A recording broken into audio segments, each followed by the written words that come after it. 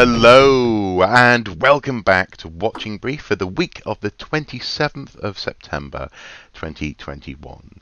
I am joined this morning by an as ever industrious and hard-working Mr. Andy Brockman. We're up early so that we can celebrate Mrs. Soup's birthday today, so we're recording a little bit earlier than perhaps we're both comfortable with. We're sort of like newborn puppies blinking in the sunlight, aren't we, Andy? To coin a phrase that we used elsewhere in a different context, me being up early, it's the 1st of October, so it's a bit of an October surprise. Exactly. You're like the inverse. Was it Punxsutawney Phil, the groundhog? Punxsutawney groundhog. Yeah. Actually, it's just stopped doing it. Punxsutawney Phil would have loved it. It's just stopped pissing down here in London. So whether we're in for another 40 days of it, goodness knows, I hope not. It's gloomy enough as it is. But anyway, Indeed. Here we go. Anyway, regardless of how awake we are, our watching brief continues, does it not? Our ongoing mission to examine the archaeological news of the week and present it here for you guys for continuing discussion below. And what we should say is that the big, or one of the big sort of news stories of the week is with regards to a company called Celtic Films. And we're not ignoring that, but we're saving them for the Muppet of the month, I think. There's going to be an extra special little something coming out of that story. But also, I mean, as it stands, we can't. Mark, I have to stop you here. We can't talk about this. We've all been blocked. Exactly, we have all been blocked. Whether you know it or not, you probably have been blocked, folks at home, by Celtic Films. But we will come to that. Don't worry, we have not missed that story this week. But actually, we're going to start today's watching brief with a few news lines. One of them initially actually is relevant to what we were talking about last week with the Dorman Long Tower collapse. Demolition. It didn't fall down by itself. And this actually has a little hint of irony, doesn't it, Andy? Irony and Goldie and Bronzy. It's a story that broke a few days ago. It involves another demolition of historic industrial heritage. Yeah. In this case, it's a place called Stewartby in Bedfordshire. Stewartby was actually named after the family that owned probably, I think, one of the biggest brickworks in the country. The site of the former brickworks is now going to be redeveloped as 1,000 homes and a business park. Which is fine. Archaeology, as we've said many times before, archaeologists aren't against change, and we need homes. And people need homes. However, the issue here was that of the many chimneys that were once part of the brickworks, which formed the identity basically of this place, 4 were left, and they have just been basically blown up. Yeah. The argument was that they were a potential danger in high winds. There were 4 of them left. One of them was branded Stewartby with the place name. The argument was that they were a potential danger in high winds and potential danger to a railway line that passes nearby. Historic England said that there was no need for complete demolition, but the local council gave planning consent for the destruction of the chimneys on the proviso that, quote, a replica was built as part of the new development. Okay. But it's interesting because looking at the one the main one, the one with Stewartby written on it, that's in the video, for example, on the BBC News article here. There's even a video drone footage of the demolition. It reminds me. I think we have to stress to our viewer this wasn't done in the middle of the night like the Dorman Long Tower, which they claimed it had to be done at night for safety reasons. Had to be done at night. Had to be done. On a Sunday morning, had to be done. Absolutely. In this instance, and there was absolutely no consideration of the fact that it might have generated, for example, protesters who might have turned up and attracted the attention of the TV crews who would have been covering it. So absolutely no question of that whatsoever. No. However, in this instance, this one actually reminds me of a chimney on the site of what is now a Tesco supermarket just up the road from me, Mm. in a place called North Shields, where it was a former factory site, as far as I'm aware. Some of the factory buildings are now have been converted into. Actually, and they've recently been reconverted. They've been updated into a series of Mm. industrial spaces, so people can have garages and workshops in them.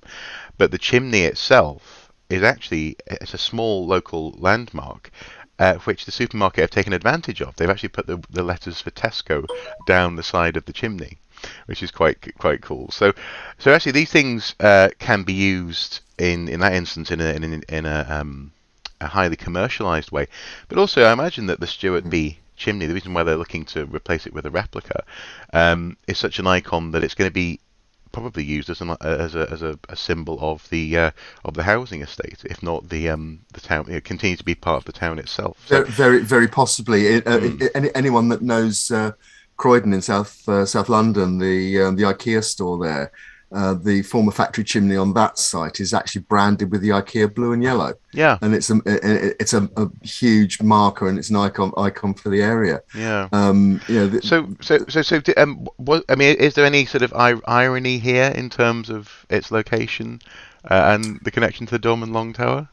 see what you did there.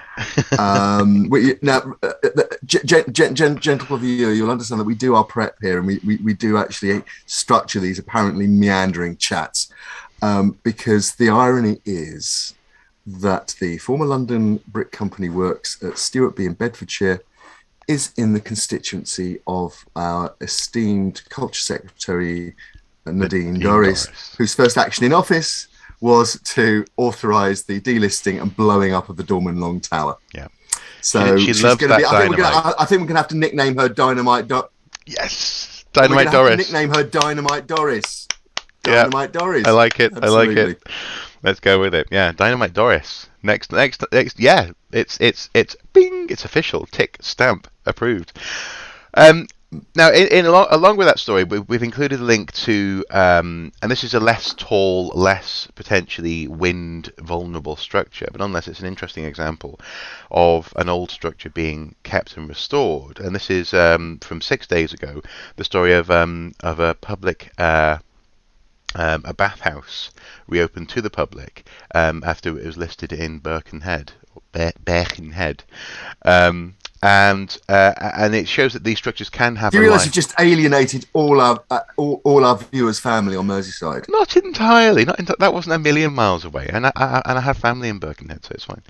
It's fine. Okay. I can do that. I'm allowed to offend. Okay. Then, anyway, uh, um, these sort of structures they can have a life after they are decommissioned and listed, and I can think of again there are some local examples. There'll be examples like this across the country, especially of old bathhouses, swimming pools and swimming baths.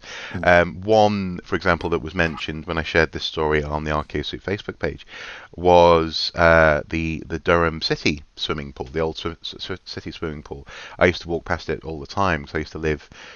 Uh, Beyond it. I used to have to get home when I was going to and from lectures, and it was in use when I was a student. I think since it's become not in use, perhaps. I think, but nonetheless, it was still a very interesting building, and so these things can have a life beyond. And do you think? I suppose just to end that particular story, do you think that this sort of a site like these chimneys? Uh, do you think that that rebuilding a facsimile is enough? Do you think it's okay to do that? And how close do you think that facsimile will have to be? Will they build it as tall? Will they build it brick for brick? Forgive the pun. Yeah. The precedent here is Battersea Power Station, when the redevelopment that's just coming on stream there, it's just that one of the four iconic chimneys was deemed to be in too poor a state to conserve and was Mm, demolished. But again, the planning condition was that it was rebuilt exactly. right. So there is precedent for this.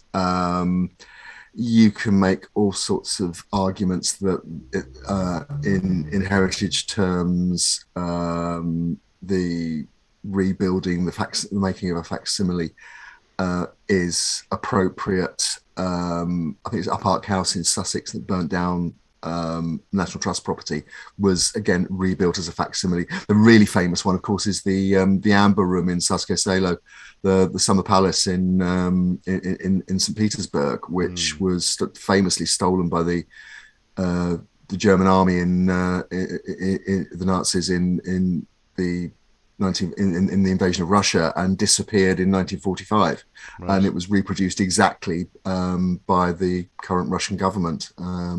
So, do you know? It's strange. Obviously, I've heard of that hunt. It's often brought up in these sort of satirically named History Channel documentaries about the hunt for the Amber Room, this kind of thing.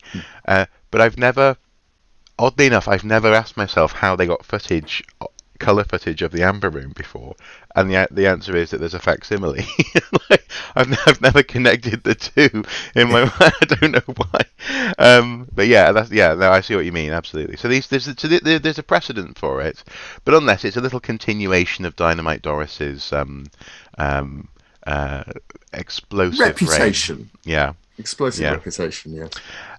Now, next we come to another government minister, it seems, and he's getting a grilling with regards to the deemed to be thrice illegal decision.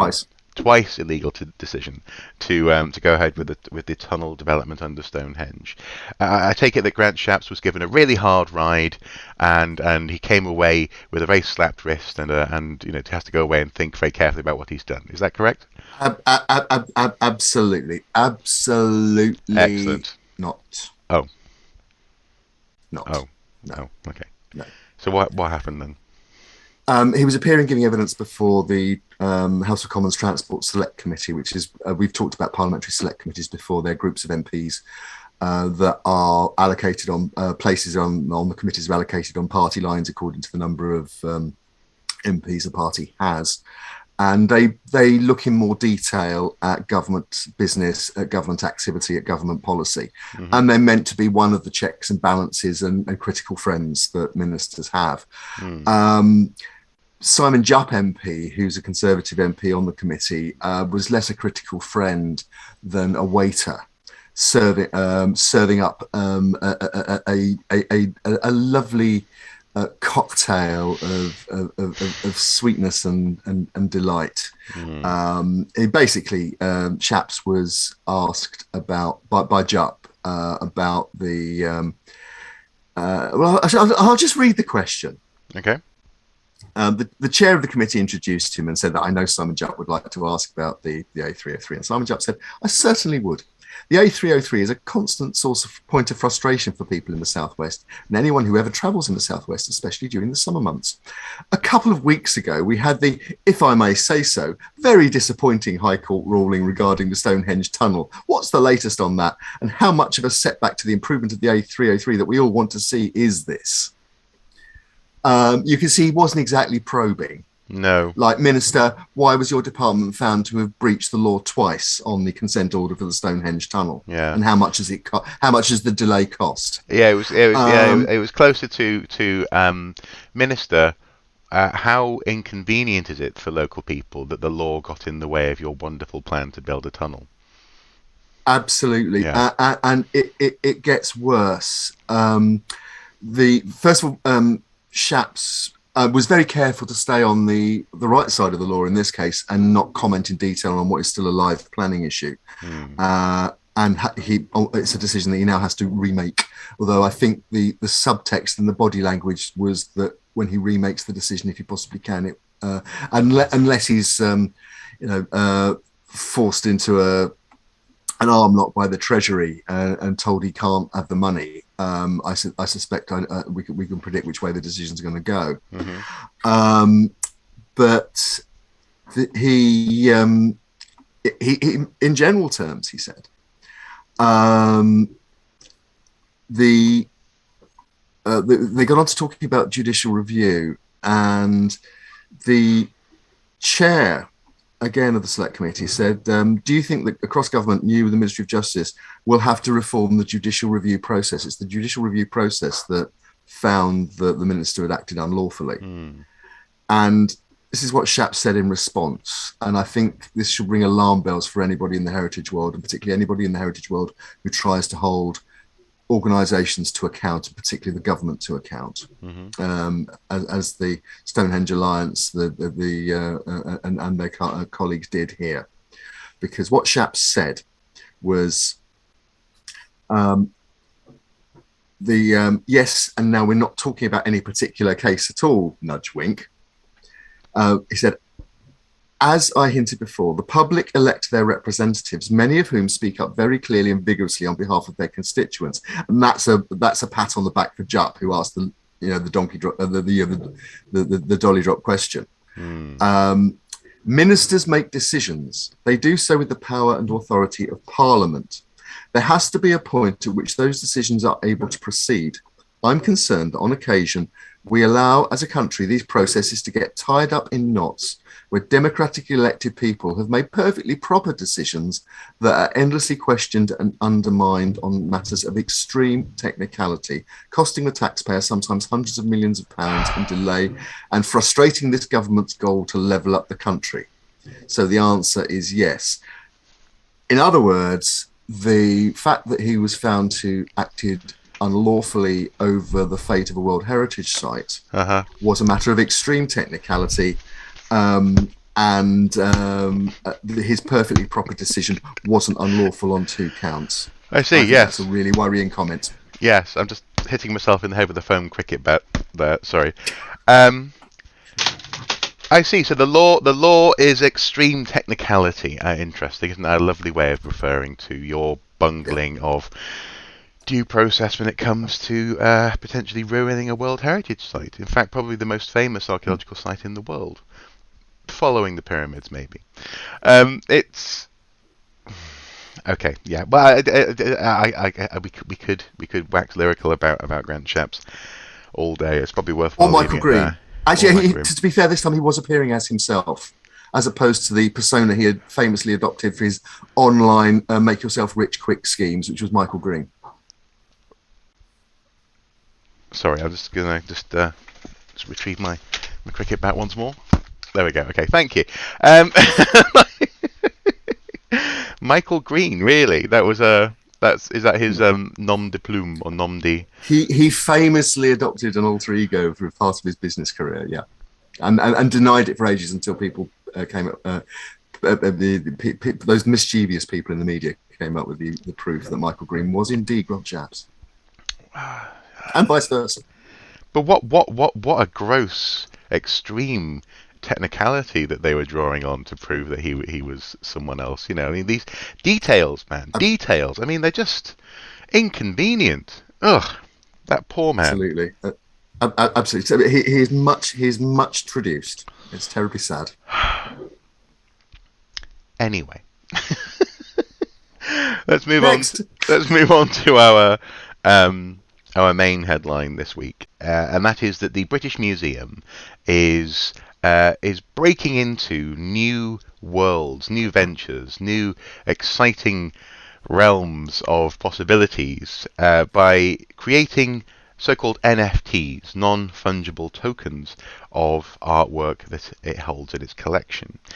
In this instance, the work of Katsushika Hokusai, most famously known for a selection of prints produced for a 19th century encyclopedia, the most famous of which is the Wave, have been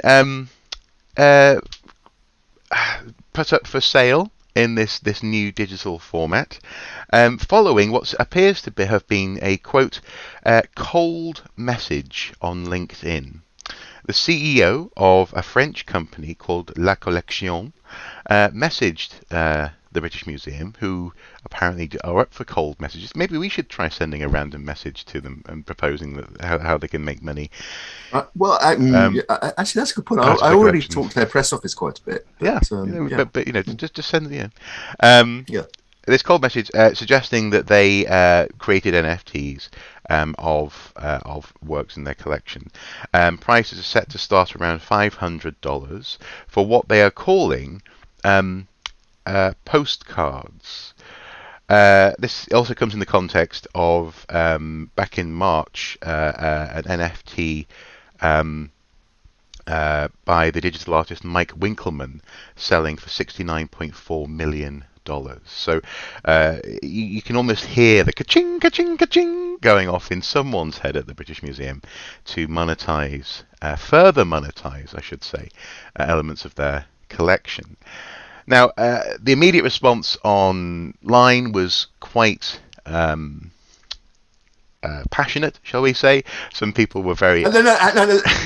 I think we should be. I think it needs to be clear. Most people dumped all over it. yes, yes, they did. Yes, no, they did dump all over it because Most people in the Twitter sphere dumped all over it. this is barefaced profiteering, and I think that the one of the most hilarious aspects of this, though, is the pretense that it is making the artwork available to new exciting audiences. It is so important, said Craig Bendel, licensing manager at the British Museum, that as a museum we continually adapt to new markets. New markets? What markets? Sorry. And find. I need my cricket bat again. And find new ways of reaching people that we may not reach through traditional channels, because Hokusai's work really needs NFTs in order to reach those people who haven't been made aware of one of the most iconic prints in human history. That's what we need. We need NFTs that start at $500 so that people can share a link to an image with their friends. Yes. Shall I put the other point? Go ahead. I'm gonna have to, I'm kicking the bat away from me. I don't want to hurt myself, so I'm just gonna put it over there. Dear viewer, it is one of those weeks. Well, look, I'm not an art historian, although obviously, like probably pretty much everybody out there, the Hokusai, the Great Wave, is one of the most iconic images in the world. It's reproduced endlessly. It's beautiful. It's wonderful. It's elegant. It's exciting. And it's also played with. I mean, I shared with you yesterday a photo of an image I have just up there on my office wall, which is a version of Hokusai's Wave with elements from the Legend of Zelda computer game inserted into it. So it's well known, it's parodied, it's played with, it's beloved. It's a foundational image for much of Eastern and Western iconography and graphic design. And to be fair to the BM and La Collection, they're not just digitizing and turning into a non-fungible token. Again, what an awful blooming name! It sounds like a non-fungible token. Is something you can't grow mushrooms on. Non-fungible token. Yeah. Yes. Yes. Yeah. But no, they are digitizing many other Hokusai works, Hokusai prints. Yeah. But the clue is in the word prints. These things exist elsewhere. Yeah. In more than one copy in many cases. But I mean, I'm not an art historian, but somebody who is Dr. Bendor Grosvenor, who many people will know from his work on TV series like Forgotten Masterpieces. And he has. That's him. So now I know who he is. Yes. Britain's Lost Masterpieces. Yeah. So he's a recognised art historian, and he has been waging a personal campaign against the monetization of public collections in the art world for some time now. And I'll come on to that in a minute. But his immediate reaction on Twitter to the non-fungible, those things that the British Museum is going to be turning out, is, quote, "This is desperate. Please don't fall for it. And at British Museum, if you really want to, quote, democratize art and attract a younger audience, end quote, then don't ask them to pay for what they already own." Yeah. His particular beef is that, for example, public collections like the British Museum, like the British Museum in this case, or the National Gallery or the National Portrait Gallery, will charge a fortune, in quotes, reproduction rights for images from their collections, which the public already own. And he argues this has a particularly damaging effect on, for example, professional art criticism and research, because it prevents particularly newly established early career art historians, for example, from publishing in certain areas, because they simply can't afford the reproduction rights, which can run into hundreds of pounds or more. Yeah. He makes the point that on TV programs that he works on, they restrict the use of certain images because they can't afford what the galleries are asking. Well, so it can run to the hundreds of pounds per instance of the use of an and image. more if you're talking about electronic media, about Yeah. television and so on. Yeah. I see, because it's easily reproducible and broadcastable. Yeah. Yeah. Absolutely, and it's a mass audience. Yeah. You know, so But isn't that the mass audience that they're desperate to reach, though? That's the argument. Absolutely. Yeah. I mean, I do urge people. We'll post the link to Bender Grosvenor's Twitter thread on this, because it is beautiful.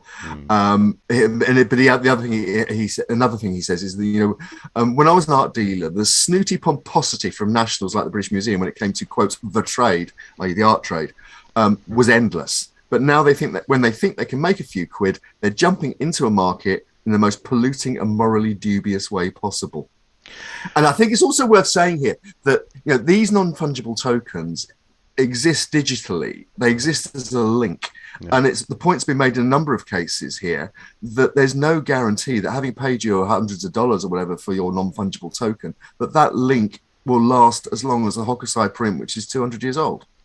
Well, yeah, there's a DRM, or digital rights management, issue here. In the realm of, for example, computer games, I've certainly lost purchases by only having bought them digitally. Rights are lost for the library to host them, and the game no longer exists. I ended up recently, when a game became available physically, because of this issue. Actually, it was a fairly famous example. It was the Scott Pilgrim versus the World computer game. I bought the physical edition because the digital one did disappear. But also, as you touch on there is an environmental cost as well. According to earth.org, I'll just read this little paragraph here. It is difficult to estimate the carbon footprint of minting an NFT, because many steps in the process do not have a known carbon footprint, and there are few scientific peer-reviewed studies on this topic. However, it has been estimated that the carbon footprint of an NFT can be between 33.4 and 48 kilograms of CO2 per transaction.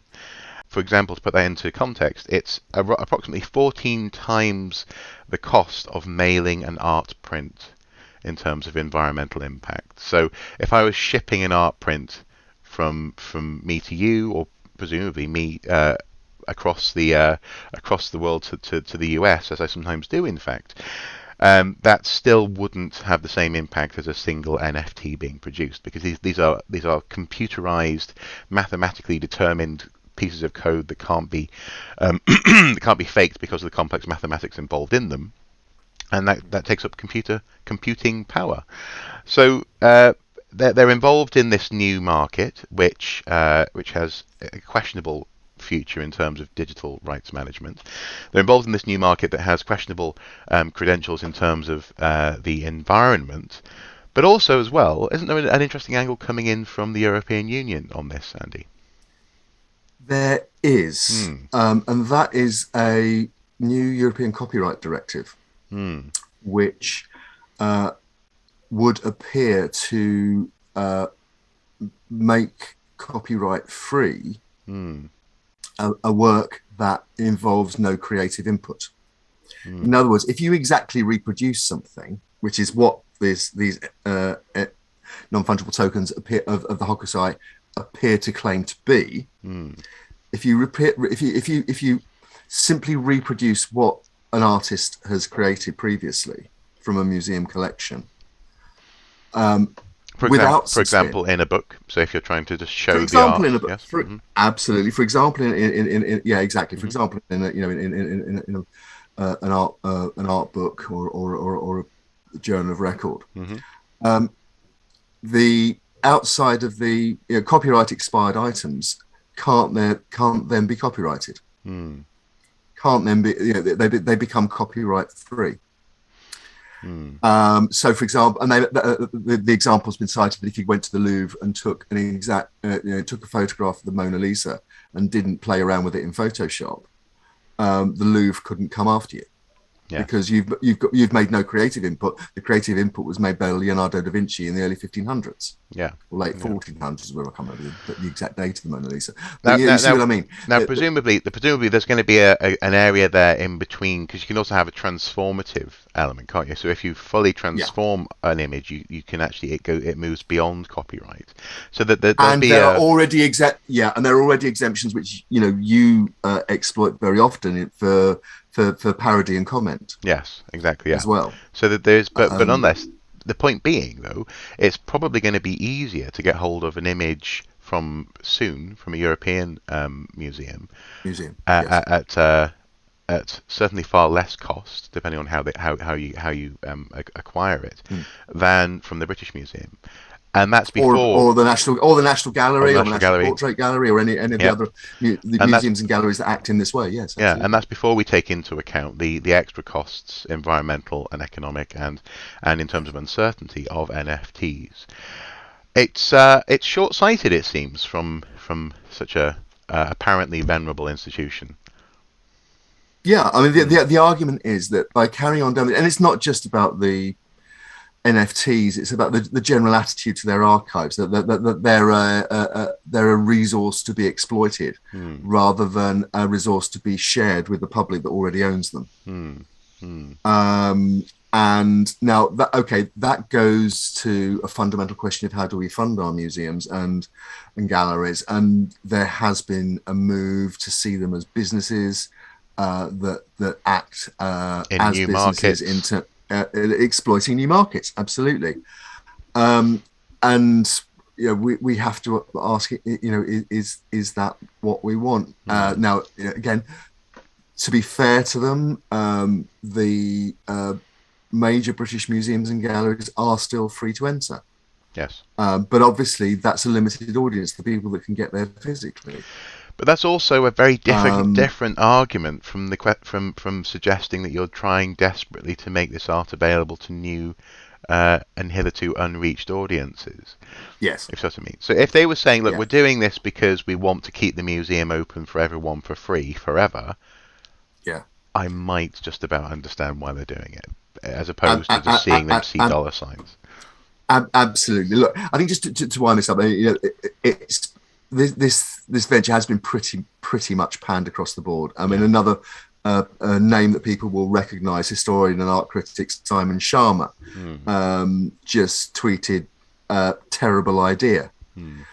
um, and it's uh, and our colleague David Petts from Durham University tweeted out, if the British Museum is serious about democratising and increasing access to its collections, it needs to stop its absolutely gouging reproduction fees for everything except the most narrowly academic publications. Yes.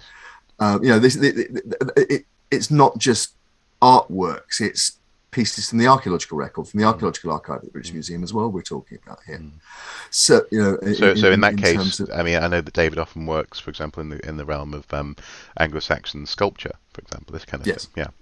yes, Um, exactly. yeah. Yeah. And I think bottom line, and that's what we're talking about here, the bottom line. Um, what we've got is the British Museum speculating on a new fad in the art market, Hmm. which might be gone by this time next year because there'll be another one Yeah. and another, another way of parting people perhaps with too much money from some of their too much money. Yeah.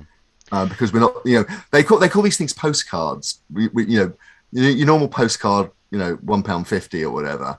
Hmm. These things we're talking about hundreds of dollars, hundreds of Hmm. pounds, and you have to ask why. We put it this way, I think the whole thing is put in perspective by Bendor Grosvenor's final tweet in his thread, Hmm. which we will share below. And he just writes, P.S. Here's a high res for free over a copy of the Hokusai Wave. Yeah, absolutely. The image is available for free because it's out of Yeah, the artist copyright. It yeah, is, in fact, the yeah, link of the week. So we'll have it available below. I suppose. I mean that is quite rightly an end point there, but if you don't mind, can I just add a little bit more to it, just a little bit? mm, In so much as this feels like a little bit like with proprietary file technology and other ways of sort of keeping the mechanism of access to otherwise available material within the boundaries and the purview of a particular company so they can profit from it.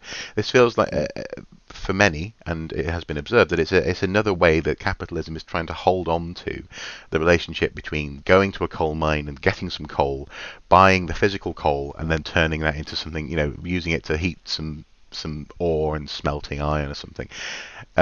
The fact that Apple can take music that's available in an MP3 and turn it into an MP4 so it only plays on their phones is a symptom of the need to somewhat artificially control and therefore create a sort of scarcity or create a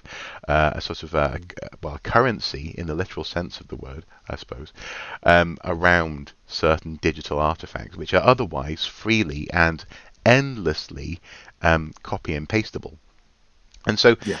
it's I can see why for some people it's so intangible that they just say this is a terrible idea. Uh, but it's also a symptom of where we're at in our economic system at the moment. People are trying to hold on to elements of economic control that previously were held by people who literally owned the factory in which something was built. That's no longer the case when you can literally copy and paste something automatically thousands, hundreds of thousands of times. But the other thing as well Mm. to bear in mind, and we've got a link here to a review of the exhibition that's currently underway. It opened yesterday on the 30th of September and is open until the 30th of January next year. Hokusai, the Great Picture Book of Everything, is an exhibition which is available for access in the British Museum. And even though they're selling prints or postcards of Hokusai's prints for $500 upwards, in fact, you have to also pay £11 per adult to access the exhibition. So actually, they're not subsidising access. They are also profiting from access to the exhibition as well. So exhibition access is a paid access, even though it's a publicly owned collection. Copying the image and putting it in a book is a paid process, even though it's a publicly owned collection. And now you can also buy an NFT of, which may in a few years' time be the MySpace of digital properties, for $500 plus of an image which is owned in a publicly owned collection. And also, as I say, referencing the image on my wall, is also part of a internationally known basic library of graphical touchstone imagery. It's people dancing around and finding ways of manipulating ideas of ownership. And I find this both fascinating and also a little bit tragic. Um, I'll let you have a final word if you want. Yeah, since you've gone into this particular area, I would widen it out just a little bit, Mm, actually. The whole issue of the reproduction of material, obviously, it's hedged around with some very complex law. That there are very highly trained lawyers and entire law firms that specialize in media law and reproduction rights mm, and licensing and so on. It's an incredibly complex area internationally. mhm, Um, what I would say though is that I think um, bringing it back to the individual researcher, individual artist, individual writer, um, as we may have mentioned before, I was involved in publishing a book last year, mm, and as part of that contract, my co-author Tracy Spate and I were responsible for supplying the illustrations. Now, not a lot of people might not be aware that when you pick up a book, when you pick up a hardback with its standard sort of 18 pages of pictures, 18 pictures rather.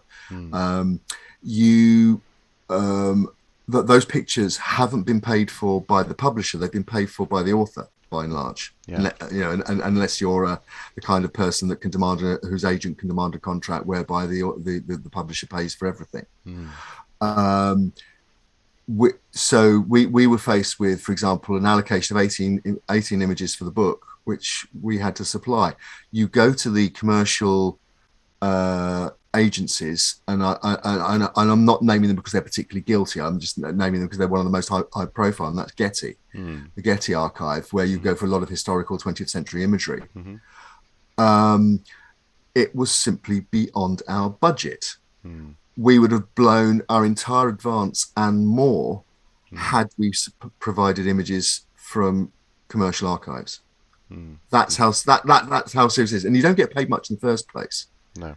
For most non-fiction these days, let alone academic. Before we get on to academic publishing, so there are serious issues, because a lot of those images in the Getty archive, for example, are from newspapers which are now out of copyright. Yes. So if you go to the newspaper, if you buy a copy of the original newspaper, you can actually reproduce an image, and in fact, a lot of historical authors do that. I've done it myself.